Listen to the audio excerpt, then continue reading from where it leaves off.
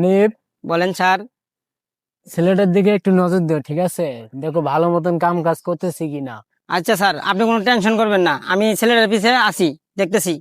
আচ্ছা যা। সারা একটা লোক এই কি কাম ছিল, এই কামটা তো 1 ঘন্টা ধরে দেখেছিল, শেষ হলো না। তোর মালিক ডাকছে। এত কাজ করার পরও তারপরেও কথা শুনতে হয়। ছুটির টাইম হয়ে গেছে, মালিকের সাথে একটু কথা বলে দেখি। আমার ডাকছেন বলে?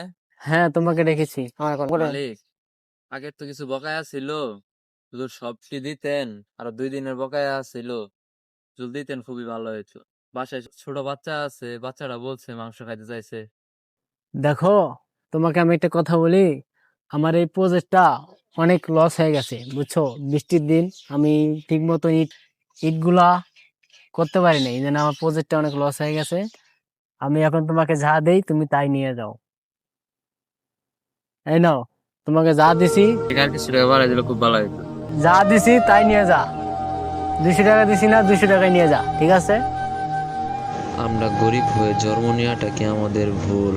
আমাদের কি কোনো স্বাদ আহ্লাদ বলে কোনো কিছু নেই?